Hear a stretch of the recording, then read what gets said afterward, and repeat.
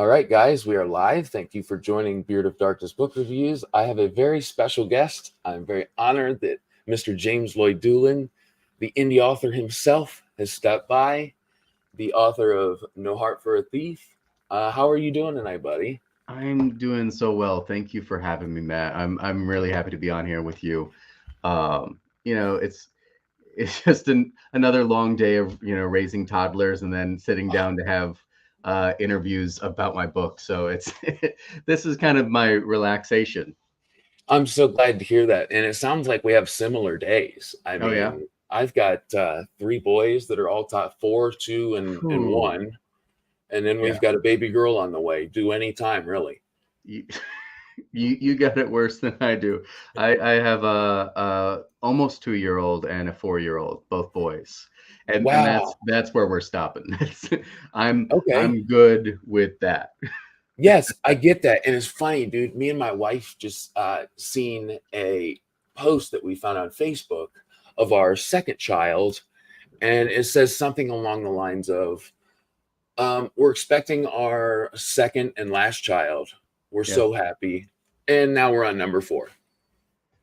Whew. So, I think it has a lot to do with I was scared to get the procedure done that we Yeah. all know has to happen and not to have babies, but I'm so glad that I waited. Yeah. It is done now, though. There's not going to be a number 5. No, you're We've not got, trying to make a football team. well, I'm 6'5" and 260 pounds, so I think 3 boys may be all the football players that I need to birth. Well, my wife does the birthing. I Yeah. just, you know, so You're the cheerleader in that room. exactly. So Yeah. we have some people here who have tuned in. We've got John A. Douglas, who is Hey, John. he is famous for stopping in and calling me Beardo. So that is absolutely one of my most. I love that nickname because he's given it to me. I mean, And is it a then, reference to Ted Lasso, Coach Beardo? uh, I don't think so. I think it has to do with like my wife told me this because I didn't know. But when you look at my username on YouTube, it's Beard of Darkness. So like the O gets put in Yeah. there. I didn't realize this. Um, Caden Love, who is another person who always is here for me, a viewer of all my lives, very thankful. He's also a very young and up and coming Yeah. talent in the indie world. Almost at the end of book 1, Kalo is such a real character. Ooh, I agree. Ooh, Thank you, Caden. Yeah, Caden and I have talked a little bit, and I'm excited for Caden's book to come out. I think it's coming yeah. out early next year. So I just seen well, not just seen, but I've seen the sigils. Did I say it right, Caden? The sigils that he's gotten for the classes in his book. I hope that I'm representing that in the right way, but that's what I remember from the post. John says, well, to be fair, I didn't know your given name. So, well, my given name is Matt or Matthew. You can call me either. And we also have another amazing indie author, a gentleman, a scholar, a philosopher, JCM Byrne.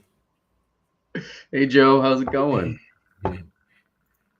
So I'm very thankful for you guys that are stopping in. I'm also very happy once again and honored that you're here. What's been going on? So, what's the name of your series, and what are the books in that series so far for people who don't know? Which I don't see Of that course. happening, but just in case.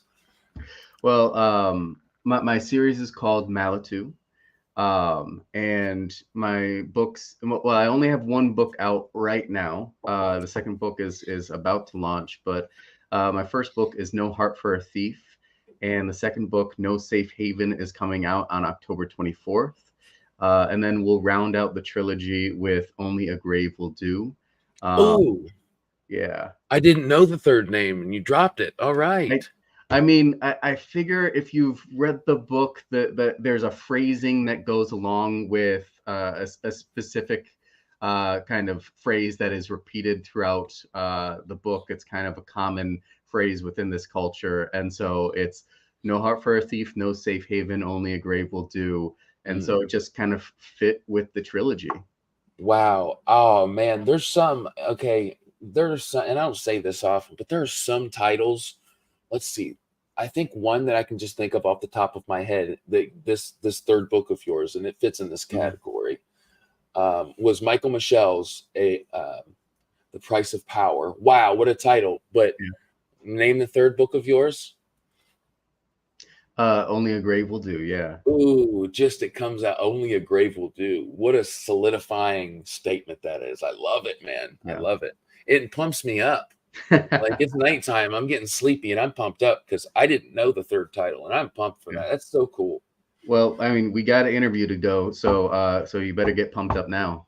Absolutely. I'm so glad you told me the third title because now I'm not going to have an issue with that.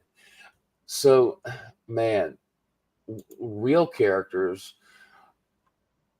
You find yourself being put into this story as I think in history we can name a few different situations in which we can relate to what happens in your book. Mm. You kind of, if you want to kind of take over here, what I mean is you've got a power that has taken over a somewhat peaceful world, right? Yeah. So, and you have this colonialist regime that has come in and really taken over the land of Ania. And as you said, it's representative of a lot of different examples throughout history. I'm not trying to pull necessarily from one example of colonialism. I'm trying to kind of be representative of a lot of things that are happening throughout colonialism, throughout the world, throughout history. But you have this foreign power that's come in and really taken over this continent, and it's they're doing genocide. It's all the different aspects of genocide you think of. So they're enslaving people. They're killing people. They're trying to rewrite their history. They're trying to rewrite their culture. They're trying to assimilate them into their own culture. And so you have Kalo, who is your main character. Um, he's kind of growing up in this time. And so when you first meet him, he's in his mid 30s and he is just kind of hiding out in the middle of the forest and you don't know exactly why. Mm. And then he comes upon Tayan, who you see kind of behind us a little bit. And she is being accosted by two Imperial soldiers. And against his better judgment, he intervenes. And, and then we have this kind of forced mentor mentee relationship happening. And then you have this story within a story kind of trope where Kalo is worried about Tayan because she's focused on vengeance, trying to do something about losing her family. And she just kind of puts herself in this position where she's going to get killed if she tries to take on this imperial army by herself. She's a 14-year-old girl who has very little experience in any kind of combat. And so Kalo agrees to train her, but says he's going to tell her his story and try to convince her not to seek vengeance. And so it's this kind of dual coming of age story where you get Tan growing up in the present as Kalo is telling his story and connecting with her, and then you get this coming of age story for Kalo as he's telling his own story from the first person, and it's kind of woven in together. So it's a little bit of a mess when you're thinking about it structurally, but I think it works out well. It's just complicated. It does, and so I kind of agree with what you're saying. At like a quick glance, if I had no idea about what was going on in your book and I was just a viewer right now, I would get ready for some trust being put into the author. Okay, Yeah. as far as the interweaving, but having read it, man, it didn't confuse me, Yeah. and I'm somebody who if I get two or three POVs, I'm confused. And not saying that but I've read a lot of those books in which confused me. I just didn't have a problem with it. I think Caden is saying a lot better than what I am right now. It reads very well. The prose is beautiful and poetic. Man, right. Yet easy to grasp. It is. Uh, and I think the only part that I had to get used to was the very, I think, first chapter where you go back in time. Yeah. And then, but it's very simple. Oh, okay. That's what's going on. And you appreciate it too, because like you said, you've got Kalo and he's telling his story so well. And oh man, you get really personal. And I don't know. I just found myself relating and empathizing a whole lot with both characters. I just fell in love with both of them, and it's just been so fun. It's not been a book in which was easy to put down when it's time to go to bed, unless I'm Yeah. one of those who, when I'm reading, if I'm laying in bed, like you can bet I'm falling asleep. Yeah. But for me, I had no issue having to read anything, or it was very memorable. So I think one of the most memorable parts too was where you were driving home a point as far as when they're walking past, in my head, the square where this woman is being she's tied up and they freeze her finger, and it gets that it seems to haunt him. Yeah. Am I right? Yeah, I mean, there's some dark things in this book. It is, a coming of age story, so it's definitely focused on these characters who are in their teenage years. But they go through some dark things. So I always try to be very clear about that with this book. There's some brutality, some gore. I don't consider it grim dark. I've heard it been referred to as that before. I probably disagree with that characterization, but to each their own. Sure. But there's some violent and brutal things that happen, and I think that you get to experience what it's like for people in this world who don't have the power to make decisions, that don't have the political capital, the political power to really change and affect the world around them, and what it's like for them when their world is taken over and taken away from them. And so it's a very intimate story. You're not going to get really big action set pieces. There are battles, there are fights, but they're more like uh, individual obstacles and individual stakes. So the stakes never kind of rise to that level um, of this army versus that army. It's more about this really honed in idea of what does this world look like for the people who have to survive. And I loved that part about it because you've got plenty of examples of those who want the epicness of battles and the long chapterfuls of nothing but battling. And what you did was capture a very personal story between well, more than just two people, but I'll let the readers dive more into that, which is why I have this comment put up. One of my things that I'm working on, John, is how to phrase. You may catch me babbling every now and then, and that is my attempt at explaining something captivating without giving a spoiler. And no, we won't get into spoilers. That's like 100% always with an interviews with me, just in case anybody was wondering. So I did want to point that out. So if you catch me babbling, sometimes that's what it is. Try not to spoil from anybody. And John, the finger scene is very early on, so Yeah, that didn't don't mind. spoil anything. I promised you. That was that's a snippet into the bigger point. Uh, so yeah, absolutely. Michael Haney says book two was phenomenal. Well, thank you. Michael is one of my ARC readers who is one of the first five to have put up a review. And I am so stoked to see people starting to read book two because I love No Heart for a Thief. But I think that I was able to capture something with No Safe Haven in a different way. Um, because the foundation is laid with book one, and I think that allowed me to go deeper into this world, deeper into the lore, deeper into these characters. and really, especially dig into who Tayan is, Yeah. and get more into all of that. So I'm very excited for people to start reading book two. You just excited me even more because I have not read book two. Yeah.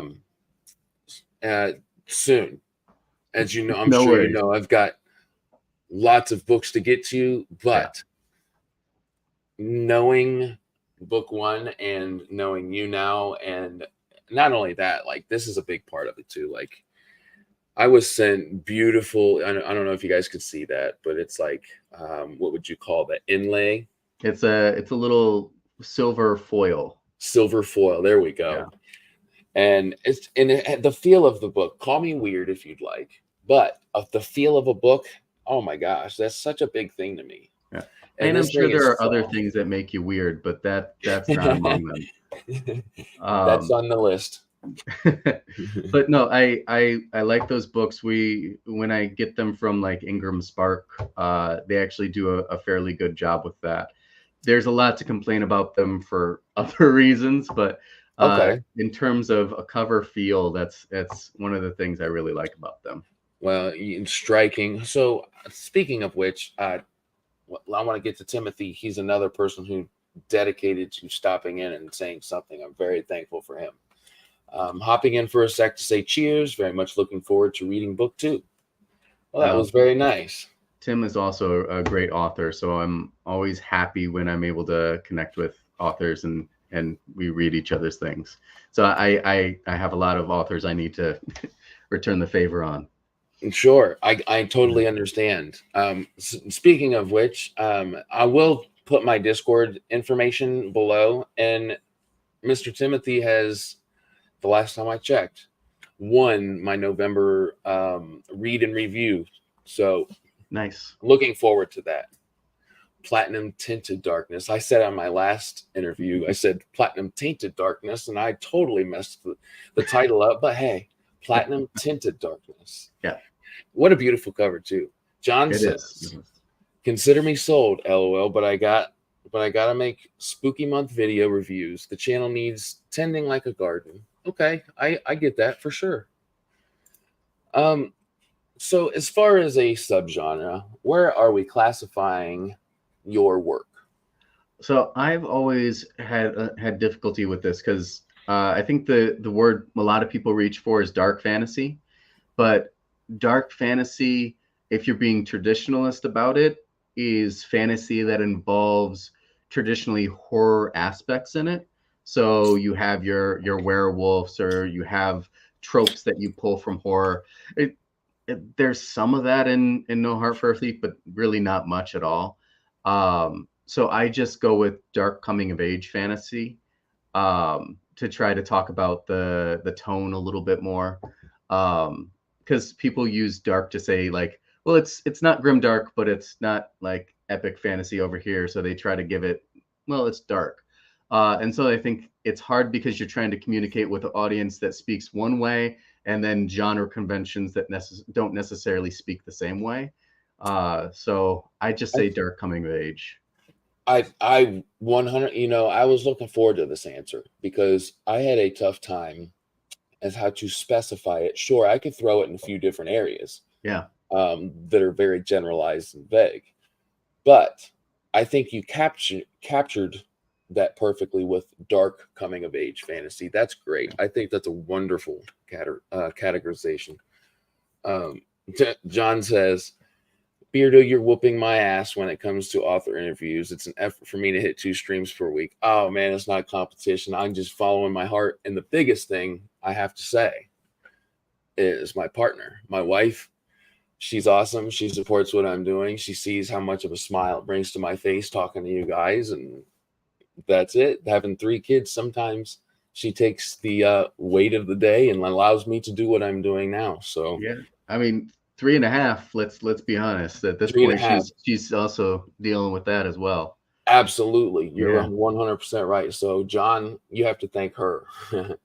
So, what was your inspiration behind the Malitu series? Maybe even like as far as my interest goes, and even the name, because Yeah. it just flows, Malitu. Well, Malitu, it's really a cheap answer. Like I took some Greek words, mal spiritu, mal itu. So just bad spirit. That's And brilliant. I mean, for me, sometimes I go to other languages for naming conventions, and Mm. so like I'll look up different words in different languages. So if I'm looking for somebody who might be a fire dancer in this world, I might look up the word fire in a bunch of different languages and then manipulate it into something that sounds more like a name. And so that's just the easy way for me to name things. That's great Yeah. advice because we've got some inspirational authors or inspiring authors, I guess, aspiring with an A, sorry. Um, me being one. Um, and I've tried coming up with names just to see, hey, let's just try it. It's not easy, guys. It's not No, easy. It's a very hard thing to do. And any little trick that you can get along the way, like uh, what you just said, just taking different languages and playing with the word is advice that I mean, that's valuable. So but thank I you would for that. also say you got to keep it somewhat close to the familiar. If you add too many apostrophes and too many vowel sounds right next to each other and just kind of play with it, nope, nobody can read it aloud and either aloud or read it in their head. And so I try to keep it as close to something that's a little bit more normalized for English speaking tongue. And so I try to play with that a little bit here and now. But as far as inspiration for the series, I was walking my dog one day and just thinking about nerd stuff, just being in my head, and I I love the idea of a sin eater, Oh yeah. and just this being who can literally consume the sin from somebody else. And I thought about, what about a magic eater? What about somebody who could consume magic from somebody else? And that kind of played into this idea of what would it look like if somebody was stealing magic from another person within their society? How would they be treated? And so that kind of built into the magic system that is in No Heart for a Thief. I really like playing with language, and so turning it into this audio kind of trigger allowed me to play with some poetic terms of phrase, and so that built out the magic system even further. And then I think it just kind of all spirals. It's like a grain of sand in an oyster, just kind of over time, it just builds and builds and builds on top of each other. And it definitely was rough at first, and then hopefully it turned out somewhat like a pearl. Yeah. So wow, wonderful metaphor. I like that. That was great. The clam talk with the pearl ending. I liked it. So I think we're also getting some great Yeah. advice in the comments here. We've got JCM Byrne with make sure your names look different. Start with different letters and have different lengths or you'll confuse readers. Yes, that's the biggest thing. My wife's not a fantasy reader, Yeah. but I do shoot topics to her all the time. I mean, that's just what I do. Yeah. And names especially.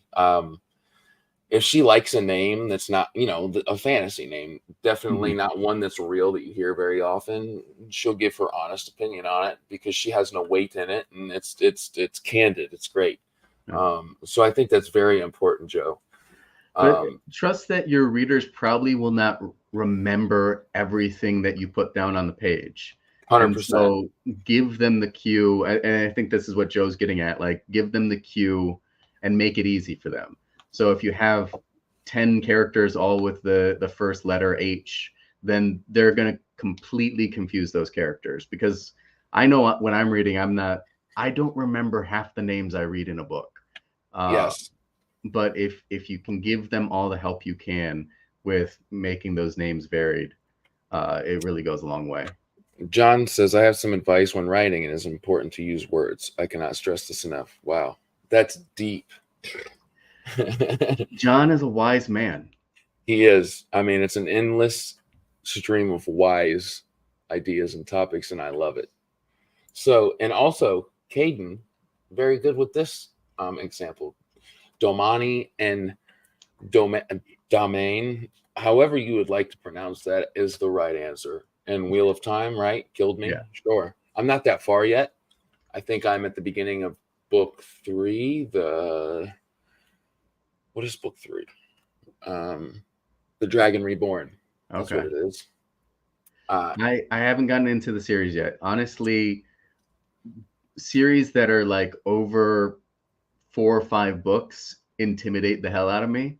Yeah, I need to dude. get over it, and I think I want to try with I'm missing the name right now of Janny Wort's long series that I think is just finishing this year. Here it is. But Ooh. I've heard such amazing things about Janny Worts that I need to try her out. It is she sent me this book and I can't wait to get to it. Let's see here. Oh my gosh, it doesn't have the name of the series in it. But yes, I believe it's something along the lines of like Robin Hobb's Huge World, like 14 books. This actually happens to be a standalone. I might as well plug it. Janny Words to Ride Hell's Chasm. Oh, we've got stuff falling out, guys. Sorry. It's the interesting thing about having like a channel, having people send you things. Yeah. It was very weird the first time like Tor sent me a book. I'm like, this is weird. This is wild. That's cool, dude. I have not had Tor sent me anything yet. Now I've had Macmillan. What was it? That's mainly because of my co-host Nathan Klimbara, because he is like a great reviewer and has made connections with people. Okay. I am nowhere along the lines, but he's like I don't believe this by these companies. I have a hard time believing that you're not connected, my guy. With traditional published companies? No, I'm not. Well, that's not a bad thing. From the latest news, the latest breaking news I hear from publishers, I think that wow, the talent that I see coming out of the indie community, which had no idea I would niche into, by the way. This just I fell into it so naturally. I hear terrible timelines as far as getting your book published. I hear terrible rights to your own work. I hate to be negative in any way, but gosh. Anyway, I'm very happy that you did the indie route because I think that you are absolutely going to prosper as far as that route rather than your talent being picked up from a publisher. Well, I appreciate that. I will warn anybody going this route, it can be expensive at the beginning. And you've made that clear on your posts. You have left nothing in the darkness. You are not afraid of posting what you've put into it and what you have gotten out of it. Respect. Yeah, I try to be clear with it because I think the best thing about being an indie author is the community.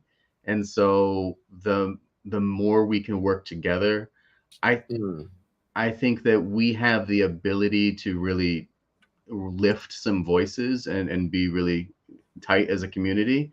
But I think that requires us to be honest with each other. Let's see here. What is James' channel? You want to answer that for Matt at Go Read Books? So I don't have a channel. I share a podcast with Nathan know this Klimbara. Oh, no. I share a podcast with Nathan Klimbara. I think it's mainly viewed, it's mainly like listened to on like Spotify and things like that. But we do post on YouTube, and it's the Dragonfire podcast. So in case you guys, I'm sure you'll have no problem finding it, given that information you were just given, but we will stick around after the live is over, and I will make sure to get that link for my description. Definitely. Let's see here. I'll make sure that I get these. I'm one of those, sometimes I'll post a comment in one of my favorite booktubers' lives, and it doesn't get read. Yeah. And I'm always like, oh man. So I like to get to everybody. I really do.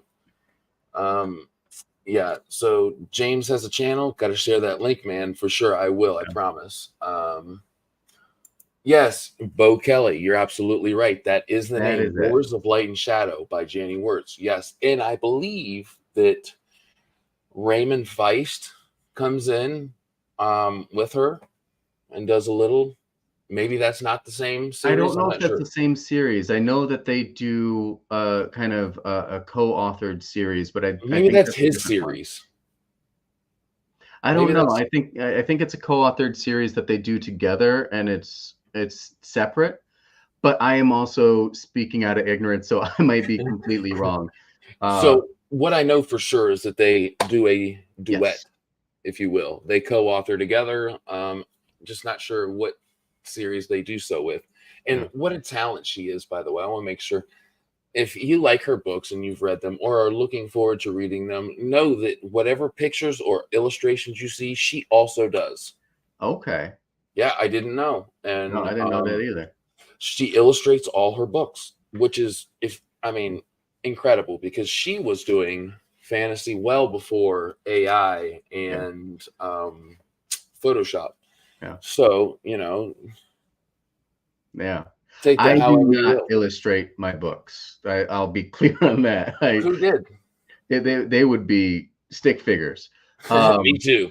so Felix Ortiz did the cover illustration How for did I No not Heart for know a Thief, this? and Martin Monette did the illustration for No Safe Haven. I am so sorry for that ignorance because I am up to date. At least I thought I was on Felix Ortiz because what a profound Yeah, artist he is. he's Um, prolific. he is. What a great word for it. Prolific. What a Yeah, good word. Very, very descriptive of what he's doing. He's a busy man. I've he is. attempted to contact him for an interview, and this man's booked. Oh, I'm This sure. guy is booked. So my love for him and his work is everlasting. And hopefully one day he'll have a schedule opening where we can talk. But until then, I'll just enjoy looking at what he's done. And now that you say it, I feel really bad. I didn't know that about your books Yeah. because wow, what a striking cover it is, and it absolutely looks like something that he would do, guys. Yeah, he definitely has a very specific tone and feel to his art. He does, and it's something that I don't know how to categorize it other than hmm, he chooses one very emotional topic such as anger, happiness, fighting, like um, love, whatever it is that you give him as an author, and Hmm. he accentuates that feeling very well through his covers. Yeah. One of my favorites by far, yours included, is David T. List's Violence and Vigilance. He did an Hmm. outstanding job. I don't know if I've seen that one.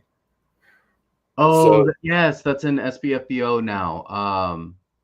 Yeah, yeah, that is a beautiful one. it, I also he just dropped a novella cover with Tatiana Obey. It's Sister Samurai. yes, It I is saw that. gorgeous. Dude, it is. And I had never heard of the author or that book, but Yeah, I saw that he was the artist, and that seems like a fun and for me completely different book. For yeah, me, that's going to be completely different from what I read.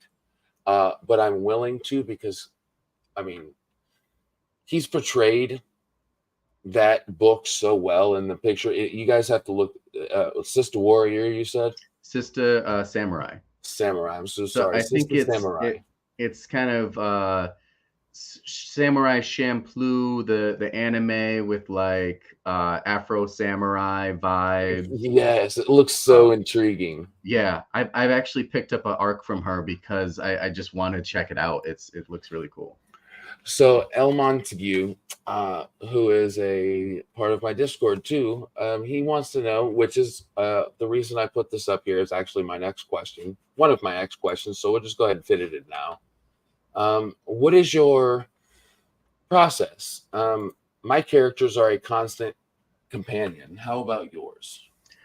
So I, I think you're giving me too much credit by asking for a process. At least with No Heart for a Thief, it was trial by fire. I the one solid thing I can say about my process is I have to finish a draft without going back to edit.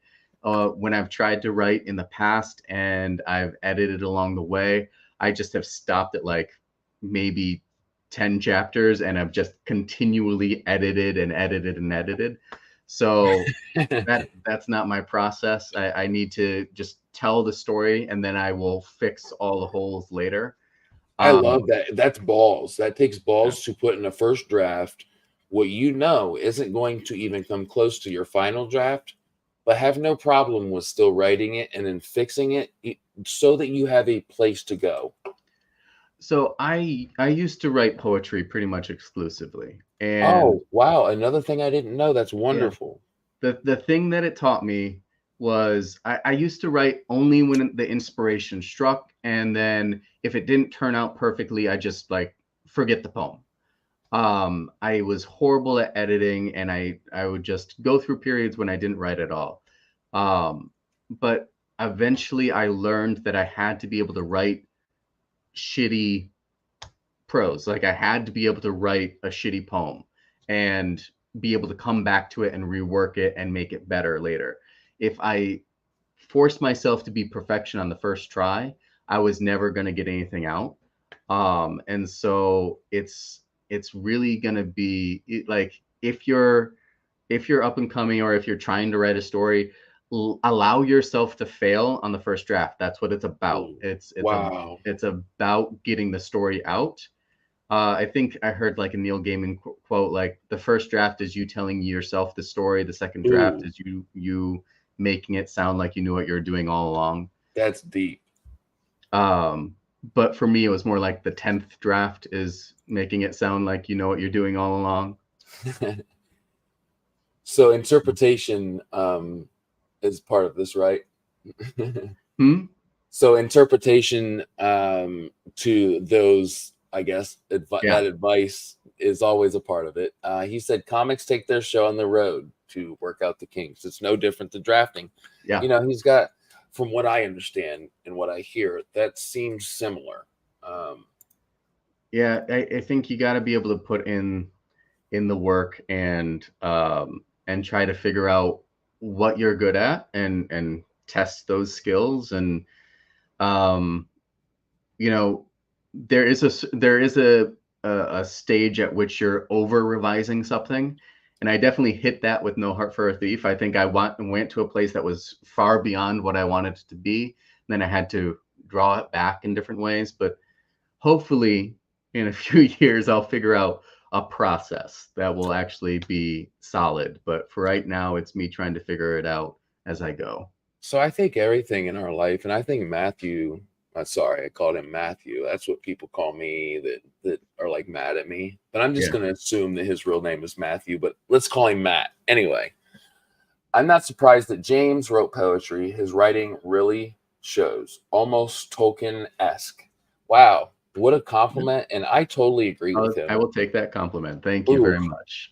yeah, good one, Matt. And I agree because when you write, it's not so there's some authors that I won't say are bad writers in the least bit. I think that they're wonderful writers, but I don't know if I'm a little dyslexic or but if you have too many complicated, some people call them like $5 words or Mhm. jackpot words, like if that is a consistent thing in your writing where you are overly exaggerative in the most technical way, Yeah.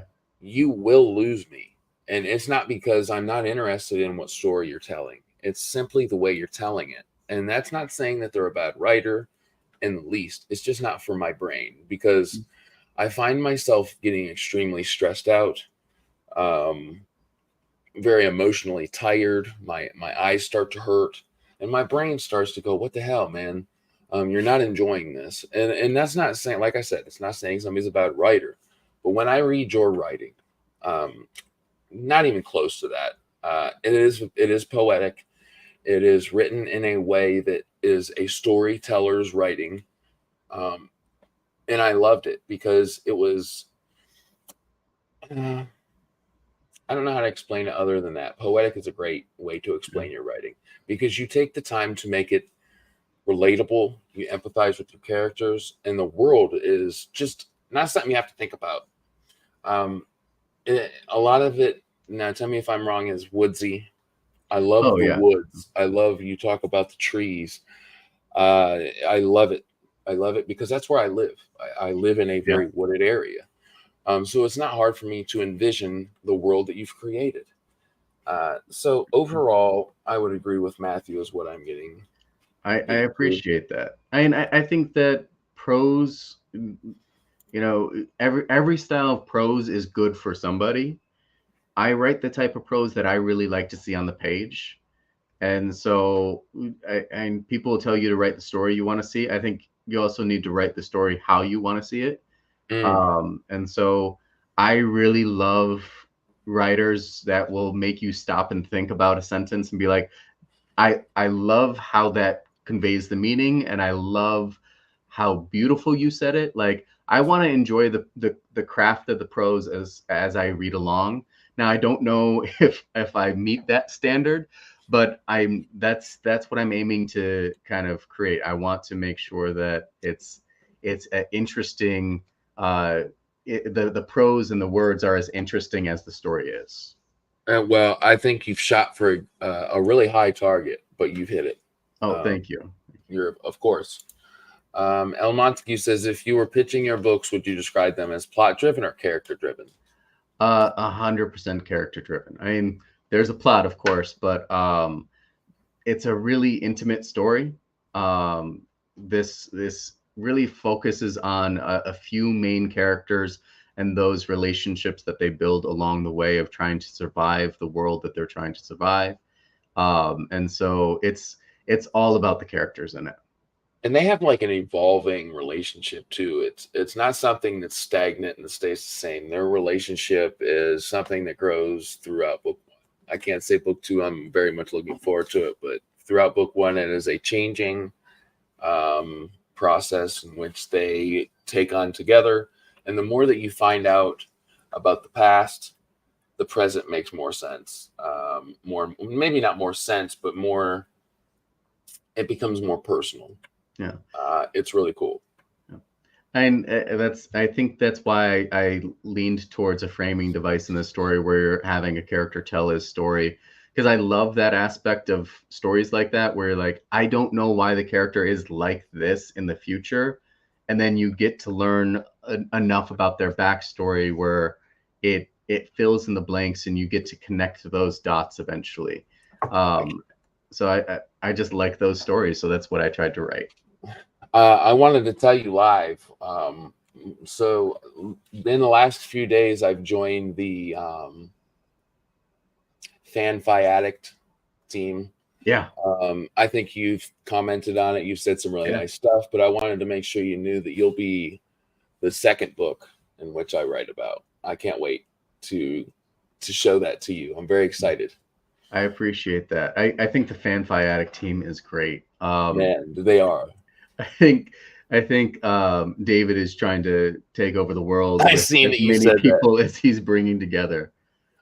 I was like, man, what a great statement, and how cool would that be to hear if you were him? Like, I Yeah. think that was very nice of you to say, and I think Yeah, it's also accurate. He's put a great team together. Um, I think there are just some really amazing teams. I mean, you also have some great reviewers in the audience. Like Bo has been one of my biggest supporters since day one. He got me into some discords. I was really hesitant to get into discords at the beginning because I was just so scared of them. They're a little overwhelming because there are too many channels and too much is going on. But Bo really encouraged me to get involved there, and if it wasn't for people like Bo and other viewers who gave me a chance, mm, I would never, I would never be in the position I am today. As far as the audiobook, I'm really hoping for one. I am trying to find a narrator that I really want to work with, and also trying to get money together for that process. So sure. eventually, I want to have an audiobook. Well, I think that's going to be wonderful when that happens. It's inevitable. Um, John A. Douglas says Bo is a good dude. Good Yeah. statement. I like that. Yes, he is. And honestly, I don't know a lot about the other reviewers yet. I'm very excited to know more. I know Tom Bookbeard better than I know most of them. We're we're going to be doing something together along with DB Rook and David T. List. It's going to be really fun. We'll talk about that here very soon in the public eye, but it's something on our radar. We've got a really fun project that I can't wait to tell you especially about. So Yeah, I'm excited to hear about it. um, so gosh, I absolutely love. One second, sorry, my screen just died on me a little bit, so I had No to worries. reset. There we go. All right. When you, oh, no, I'm sorry. Let me rephrase. What are a couple authors that I like to reword this a little bit than how I wrote it? Yeah. So you grew up. Were you young when you found fantasy or reading, or were you a little older? I would say I went in and out of reading. Um, I am the type of person that if you assign me a book, even if it's something that I'm really interested in, I will buck against reading it. I I get have it. a really hard time reading something when it's like there's a due date attached to it or anything like that.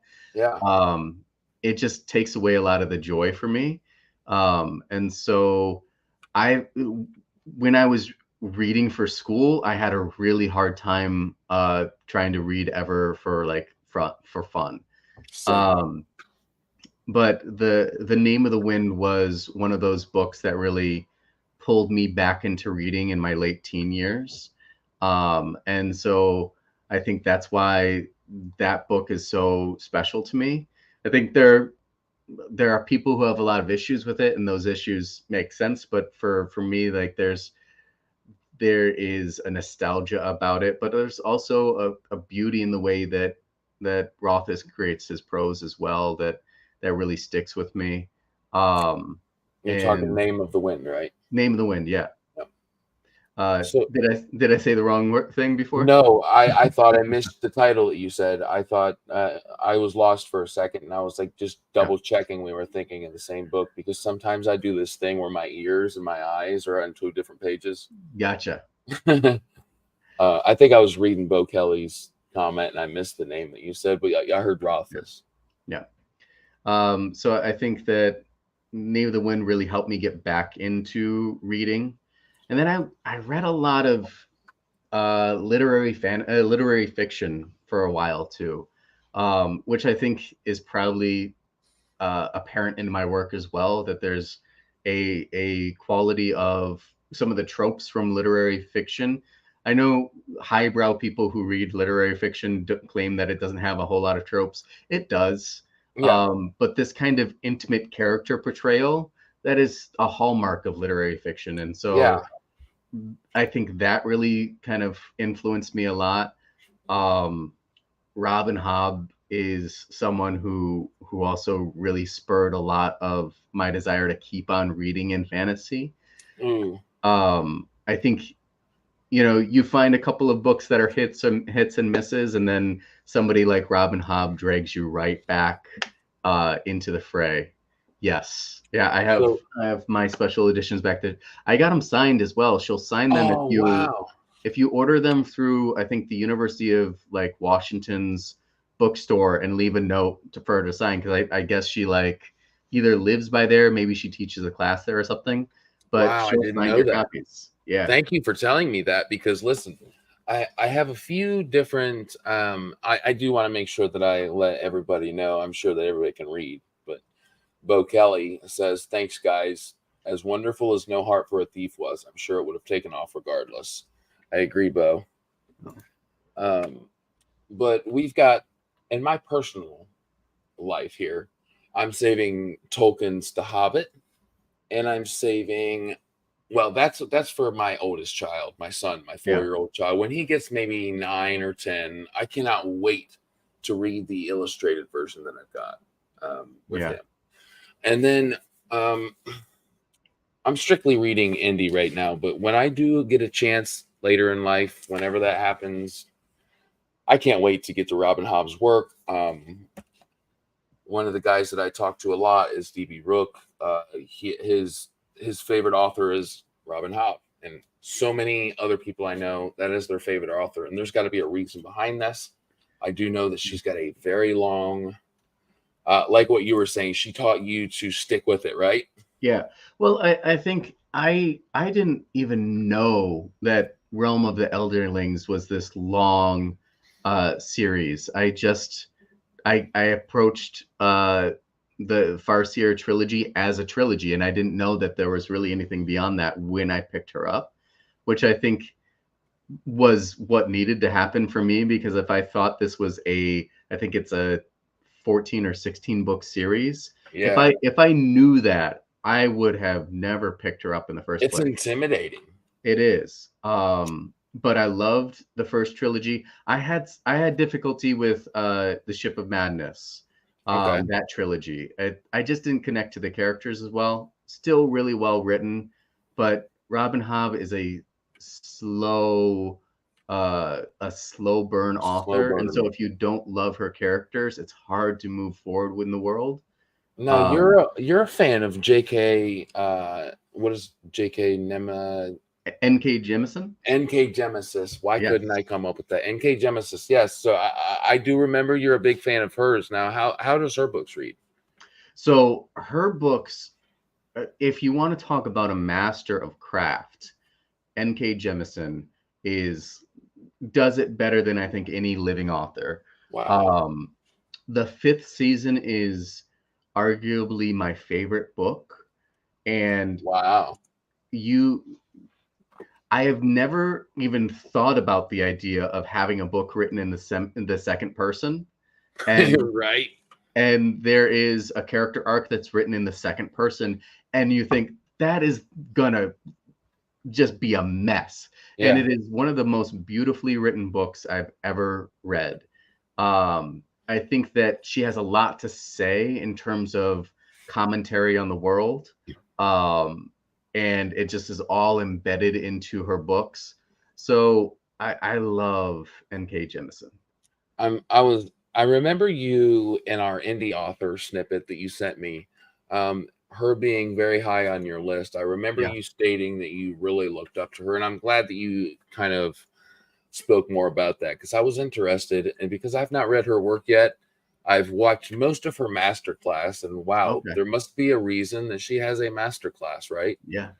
Um, And she won 3 Hugos in a row for that trilogy, and I don't think that's ever been done before.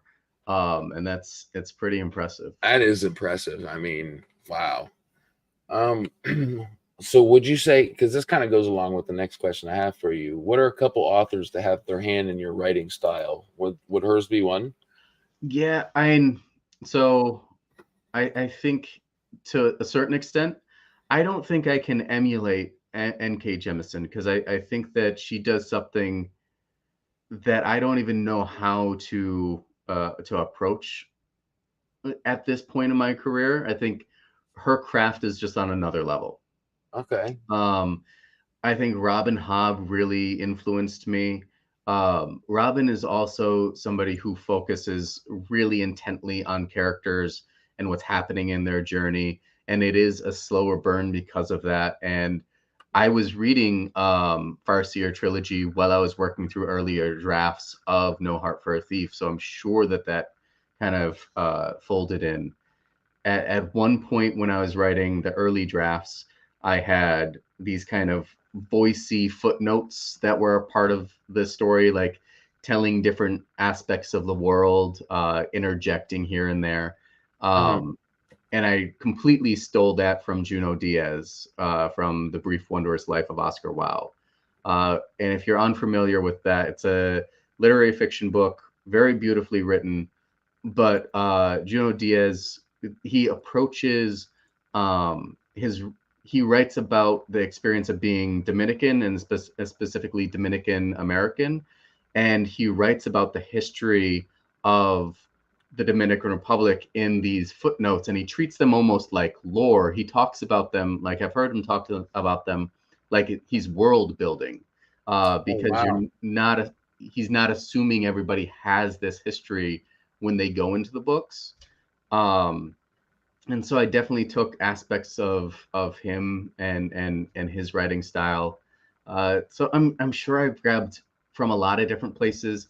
I definitely stole the framing device from Patrick Rothfuss. Not that he's the only one who's done it, but that's where I know it from the best. What else are we if we're not a collection of our experience? Yeah, yeah. I think that you naming a few of those is very generous and insightful. And at the end of the day, people will argue that nothing is new. Everything has been done before. And I think that's a part of what we're also doing now is any book we write now is also in conversations with books that have happened in the past. I wanted to post that up, not to toot my own horn, but just as a sign of appreciation to those who say similar things. You're making my day. You're making me smile because all that I am doing simply is talking to people who I find impressive and inspiring, and I really appreciate that, Mr. Montague. I really do. Uh, John also says, just remember the old adage: "Good authors borrow, great authors steal." Ooh, Yeah. well, AI authors plagiarize. oh, I agree. I agree. Man, well, that's a whole nother hour-long conversation, isn't it? Oof, Just an hour? probably way longer. Yeah, you're right. So skipping that topic, what advice or well, what are a couple books that you would give me to read if I were to die in a couple months? And just take this as a vague statement. Uh, if I have to read a few books on your list before I die in 80 years, 150 years, let's just say, what are those three books? See, I don't know. I think reading is such a personal thing. And again, I hate being assigned reading. So I don't want to assign anybody else reading. I guess the Um, three most inspirational books you've read, something like that. I'm, I'll just look at it this way. Some books that have changed my mind about genres or affected how I've seen the ability of the way storytelling can unfold in different ways. Mm-hmm. Saga is one. It's a graphic novel. Um, I Ooh, that's a good one. I've never gotten into graphic novels before Saga, and Okay. someone pushed me, and I checked it out, and the just trippiness of it, but trippiness that is grounded in just amazing character work and just heartfelt emotions This is why I ask this question was right so here. well done. Uh, I they took a big hiatus, so it stopped kind of like halfway through at a big cliffhanger. So Mm-hmm. I think they're starting back up, but I'm excited to get back to that. Um, what else?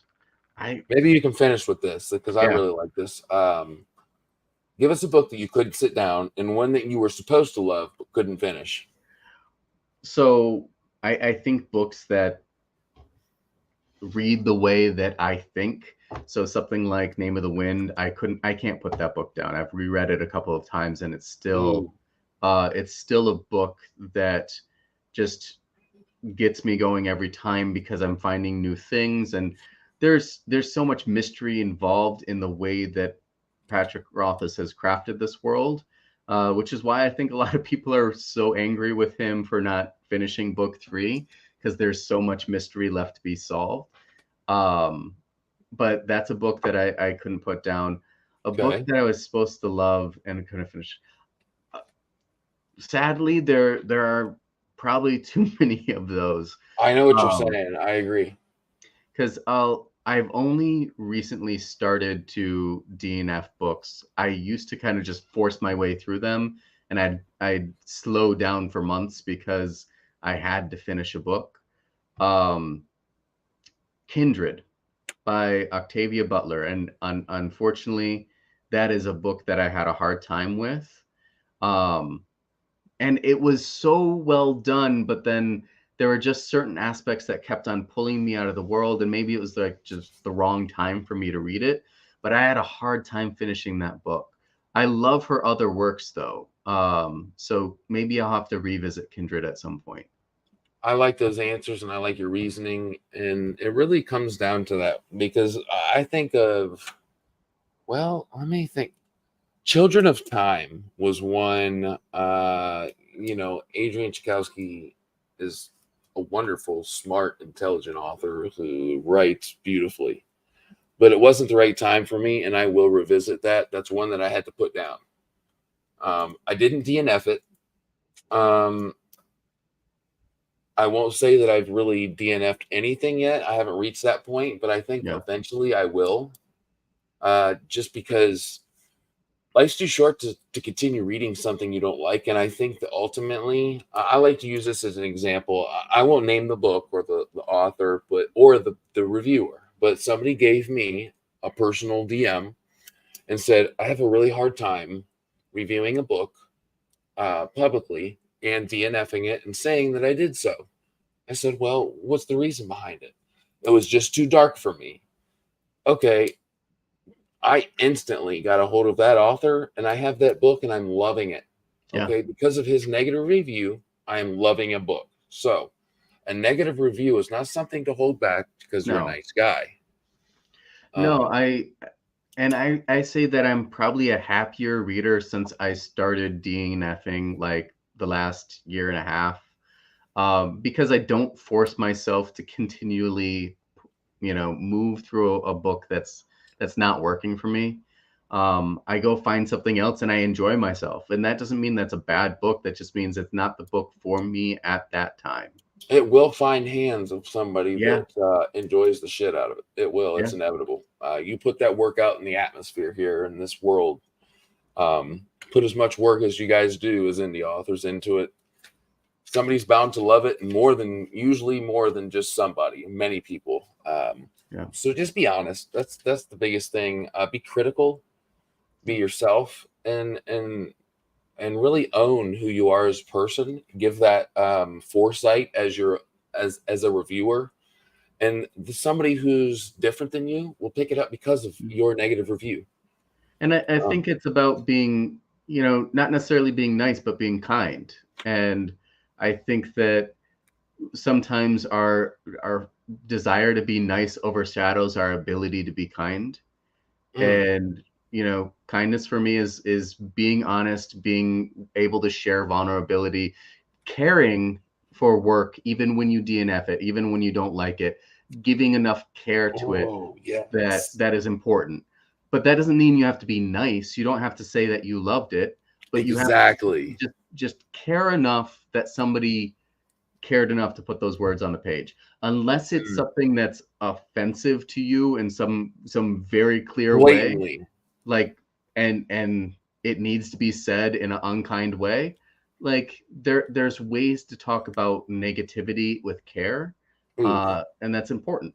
man, thank you so much for saying that because you really put that better than I ever could have. And because I also, like this person, struggle with um, a unnice review, a not nice review. I guess you would say a bad review. Yeah, Well, like I said, well, like you said, if you do that in a kind way, um, you can't go wrong. You're just giving your opinion. And if we can't share our opinions to something that is already subjective, is all get out, yeah. what are we doing?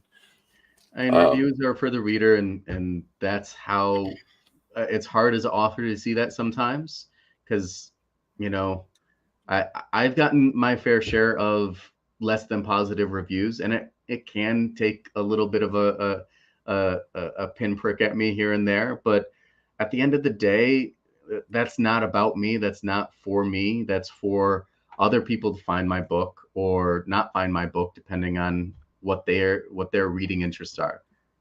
Ooh, Montague makes a good. I Yeah. wanted, before we move on to this, I wanted to thank you for letting us know your personal experience with a bad review, Yeah. because that's personal. So thank you for sharing that. E.L. Montague says, I've never trusted a perfect score. I get your point. I do. Um, so moving on, because wow, I really do appreciate that, because not everybody is comfortable enough in their own skin to say what you did what you just did. Um, I mean, all of us authors are fragile beings. um, you're some of us human. some of us hide it better than others, but we care immensely about our things that we put out into the world. And so it can hurt to get a negative review, but at the same time we have to remember that once we put out a book, it is not about us anymore. It is about somebody else's enjoyment, somebody else's fulfillment, and we don't get to dictate how that lands for other people. Hmm. I really enjoy and thankful and grateful for that point of view, Yeah. and I think it's very true. It hits very home. It's very true, and I think it's very important to let people know that from an author's perspective, to the reader perspective. I'm just Um, seeing Joe's comment, and yeah, which he refuses Joe. to DNF, or No, Joe, JMC and JCM. oh yeah, oh, I just seen it now. Every negative review breaks my heart. Well, He's I a can very understand that. soft-hearted young man, just a young spirit in need of guidance. Mr. Mr. Zamil Akhtar, James spitting some wisdom. He is. He really dropped Yeah. some for us. I'm appreciative of it. Zamil was the first indie author I ever contacted, um, and really helped me out, kind of gave me some pointers. Um, Wow.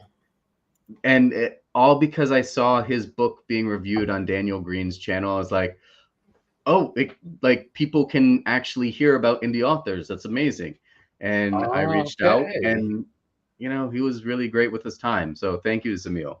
All right. That's exciting. He's got a spot on my calendar, and I can't wait to speak with him. We Yeah. will bring this up. I will make sure of that. He has been, like you said, been very gracious with his time. He was very excited to come on here, and I can't wait to speak with him about what you just talked about. Um, John says, "Hail's a meal." We can all say, "Hail's a meal." And JCM Burn, Mr. I say JCM. I'm just gonna call you Joe, because we're like that now, Joe. Wow, I haven't been called young in many decades. I'm What, just trying to honor your spirit, Joe. the philosopher spirit. He is a philosophical man. Yeah. If I remember right, he's actually got a degree in philosophy. Does he? I did I not think know that so. about him. Joe, comment and let me know if I'm full of shit or that's true. We'll find out momentarily, people. Waited with Wait, bating breath. yeah, Zamil or Caden says Zamil is the man who got me into indie. Wow, he's getting some very awesome reactions. Zamil, wonderful. John A. Douglas, Zamil, who came up with maybe the most kick-ass fan. Yes, Gunmetal Yeah. Gods, absolutely one of the best titles ever.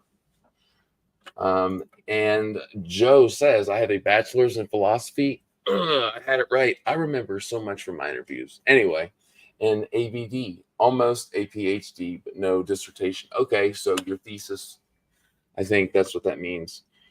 Yeah, Um, that's the reason I would never get a PhD is I don't, I've written fairly long books, but I never want to write a 200-page dissertation. Original. Um, Yeah, I hear these original thesis papers are like, I mean, think about it. Coming up with an original idea that hasn't been thought of.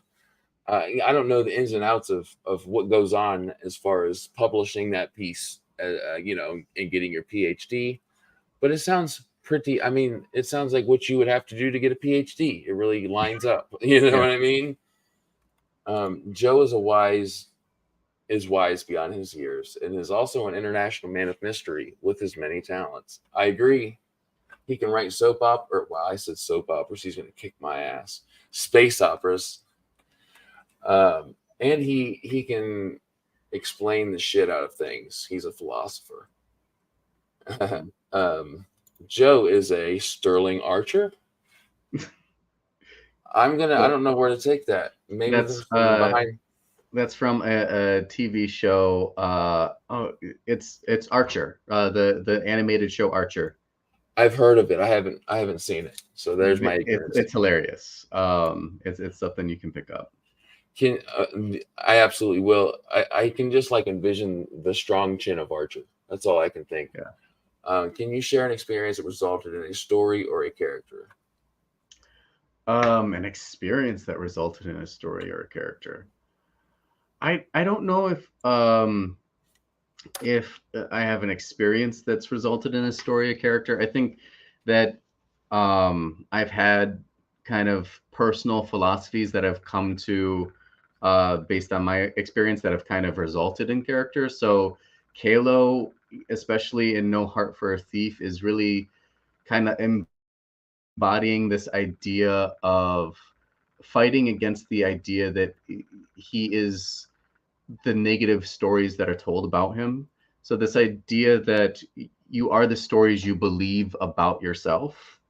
Uh, I very much agree with that idea that we are the stories we tell ourselves, and I think Kalo embodies that idea of like he believes horrible stories about himself, not only about himself personally, but about kind of the history of where his magic comes from and things like that. And so that idea of wholeheartedly believing those stories and that turns Kalo into who he is, I think is a really big thing.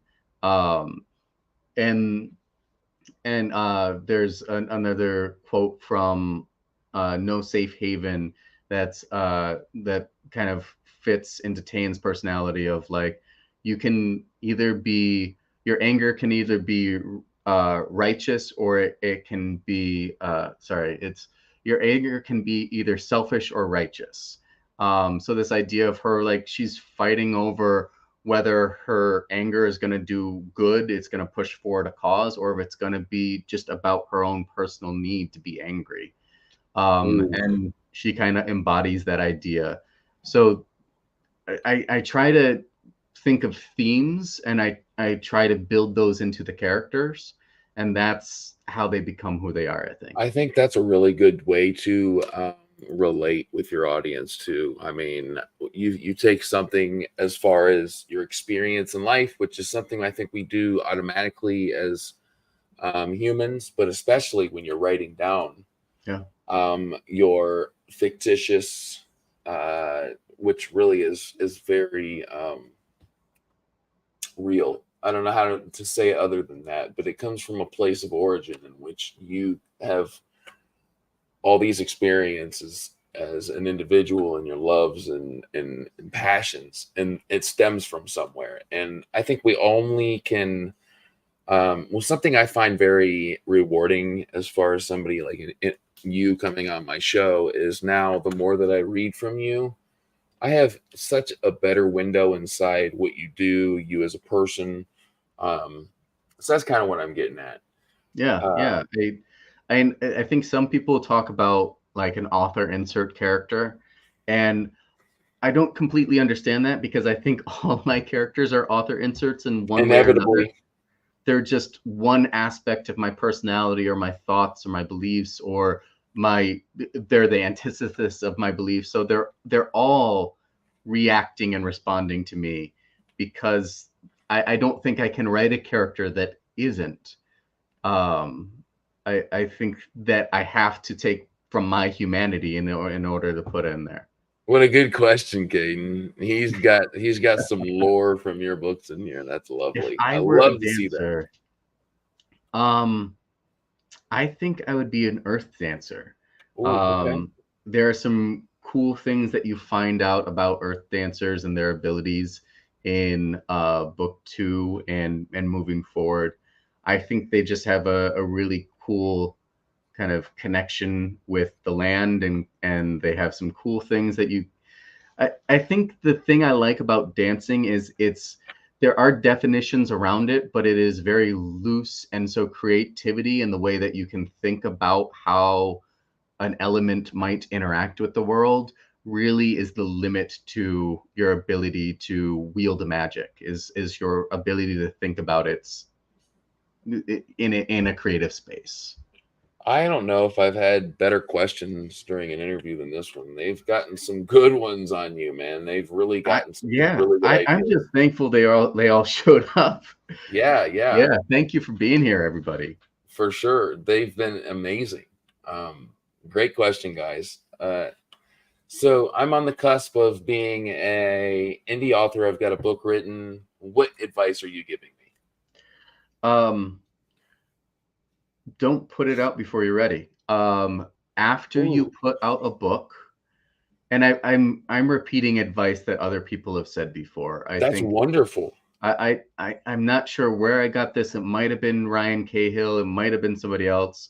But everything speeds up 10,000% after you drop the book. Because now you're marketing, now you're running against the clock to write the next book. Now you're trying to deal with all the business ends of a book, whether you're selling your own books and you just need to drop them off the mail, or you need to keep an Excel spreadsheet of all your costs, and you need to make sure that you're analyzing that. And if you're going to create an LLC and to deal with your expenses, everything becomes more difficult and more time consuming once you have published the first book. So just prepare. Like I think Philip Chase wrote all three of his books before releasing the first, and released all three this year. Like the third one is coming out, I think, this month. I Um, I think so a good yeah, thing to think. Sorry, I wanted to make sure because no. my brain's retarded and I'll be like totally forget this. So what is so imagine trying to do all that what you just said about a book you don't feel so passionately ready that was ready for the people. Yeah. Imagine trying to do all that hard work for something that at the end you weren't sure uh, about putting out. I think that is great advice. Be sure you're ready when you put that book out because you're going to put all your effort into selling that book figuratively and literally. Yeah. And I've been on that end of things. Like it feels like a rush to put it out. Like you want to share it with the world. You want to get it out as soon as possible. And holding back feels just hard and horrible. Oh man, such So good advice. fight against that feeling a little bit. John says, if you could have your book adapted into any medium you wanted, would it be TV, movie, anime, animated series, or video games? Hmm. Uh, That's a good one for the it readers, is. also. I think if it were on a TV show, it'd have to be like a mini series. Um, I think it could do really well as a mini series because you have it's not the most epic scale, and so it's not going to scale out for several seasons. But if you build out a few seasons of a mini series, I think that would do really well. Yeah, Um, it's an intimate story, and I yeah, think that that is very, very good for a miniseries. yeah. Uh, JCM Byrne, his philosophy jumped right in there and said, just whoever's writing the biggest check. I That love it. yes, That's a I heavy way, right? that you can't turn away some of these offers, and so. But I also remember, gosh, what's his name? He wrote Shift, Dust, Wool. Um, he started the John will probably know. he started the science fiction version of Spiffbo. Um, he started as an indie author and then eventually was traditionally published. And his series just started on Apple TV this last year. What's the Hugh, series yes, called? Hugh. So Wool is the first book. Wool. Okay, But Hugh his first Honing. name is Hugh. Um, and he wrote a long post before Apple TV picked up and started actually making his series, that he has sold the rights to his series a dozen times, and they Wow. always just time out. And so he just yes, Hugh Howey, that's right. How Um, I didn't know you were in here, Matt. Thank you for being in here, bro. Yeah, another great indie author. yes, Silo is the name of the TV series. Yeah, um, but his payment Oh, just they Silo. yeah the rights just kept on timing out, and so he'd cash a few $1,000 check and then nobody would do anything with it. And then a few years later, they'd either pay another few $1,000s to hold on to it for longer or I somebody hear else this would is buy where they it. make their money. Yeah. But he just always said like he went in with the assumption that nothing's going to be made until they actually have a lot and people are actually producing something. So for now, I'm just taking the check as like an extra check, What did they but call until those? they actually start doing it, I'm just going to assume it's never happening. So I can't remember who I was speaking with. I think it. I can't say. I can't put it. I can't put my finger on it. Anyway, what I understand is if a you have a great idea as an author, um, and so you've got all these different people who want to potentially create a show. Yeah. So you've got Netflix who's like, okay, if I am going to make a show eventually, I'm going to pay you right now so that you don't go to another TV station. Yeah. Yeah. Uh, So you I sell I your had rights no to idea. yeah, you sell your rights to a producer or somebody like that, and they hold the rights until your contract runs out. And often it does. So a lot of shows, a lot of series have been picked up and been paid for, and then they just keep on timing out. Yeah, that's amazing. I had no clue, no idea. That was a part of showbiz I had no Yeah. clue with. John is an entrepreneur, just trying to Yeah, sell that right, merch. right. Yeah. Um, what's next for you? What is next for James Lloyd Dulin? So I'm hoping. So obviously, No Safe Haven is out October 24th. October I am 24th, people. yes. I'm hoping to get book three, Only a Grave Will Do, out by the end of October, by the end of 2024. Um, so that is in the early stages of being written. But I have time, and I think I'm going to be able to do it. And then after that, I have a couple of different series ideas, so I'm not sure where to go next, actually. I have a spin-off series that takes place in the same world, and then I have another series that I've started to kind of just stew about that is inspired by Arcane, Okay. kind of like the feel and tone of Arcane. Um, and so I don't know. It'll really depend on one what I want to write at the time, and it will also depend on, if Manitou really kind of kicks off in a different way, and people are really hungry for something else in the same world. I might just continue with that. Okay, that's I love that answer. We've got a lot of different options that we can look forward to and some definites. Yep. I love that answer. So I've got your Twitter, I've got your Instagram, I've got your website. Am I missing any links other than the podcast that we will get after this? Um, I have a TikTok. It's not very big. I post on there infrequently. But I try to engage on most social media platforms. I would say that Twitter is probably my biggest. Um, and I'm always I try to be responsive.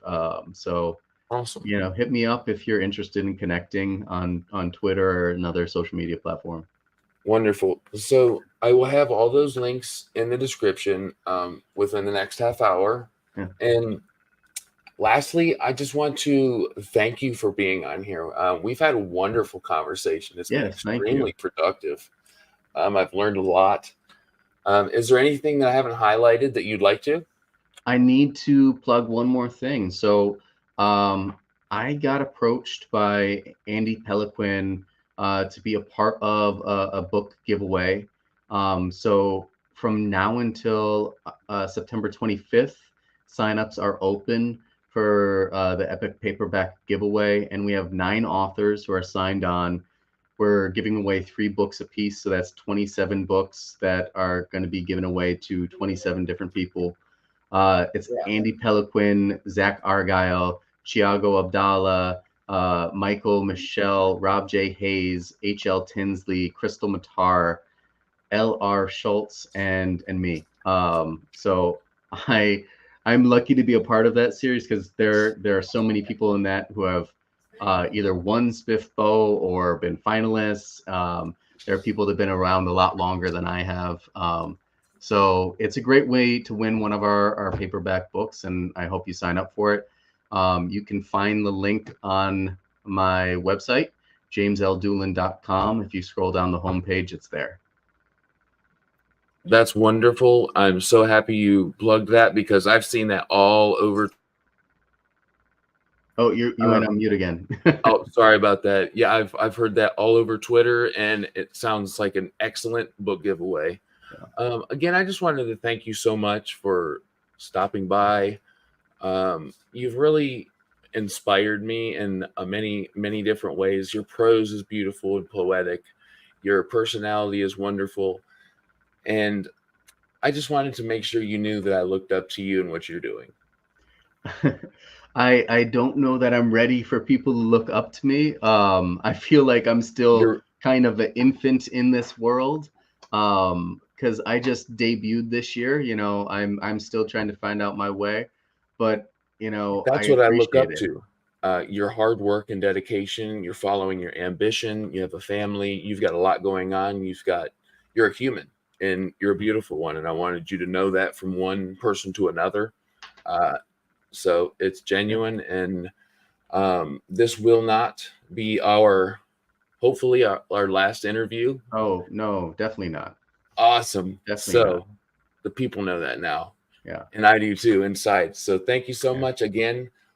Please stick around. We'll catch that link. And for all of you guys that stuck around and really gave us some awesome questions, thank you so much.